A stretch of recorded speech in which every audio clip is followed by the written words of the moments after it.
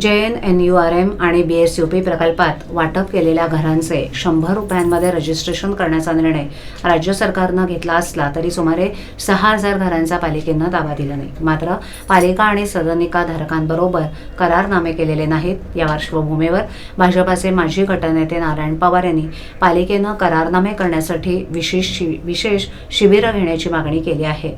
ठाणे महापालिकेनं झोपडपट्टीच्या ठिकाणी इमारती उभारून शहरातील आर्थिक दुर्बल घटकातील नागरिकांना घरं दिली.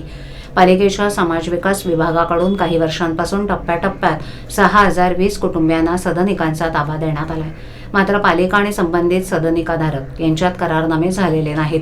त्यातच या घरांचं रजिस्ट्रेशन करण्यासाठी सुमारे 56,000 ते 1,34,000 रुपये एवढा अधिभार भरायला लागणार होता. त्याला सदनिकाधारकांचा विरोध होता.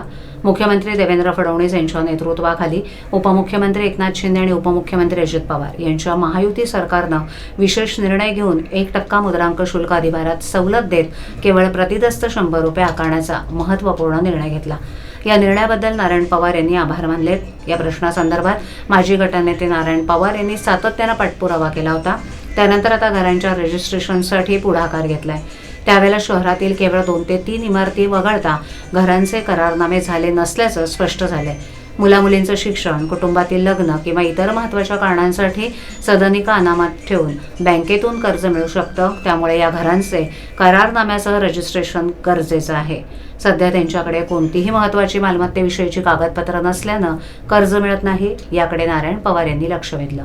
या पार्श्वभूमीवर JNNURM आणि BSUP प्रकल्पांतर्गत ठाणे महापालिकेनं दिलेल्या 6,020 सदनिकांचे करारनामे करण्यासाठी समाज विकास विभागाच्या माध्यमातून विशेष शिबिरं घ्यावीत अशी मागणी नारायण पवार यांनी पालिका आयुक्त सौरभ राव यांच्याकडे केली आहे.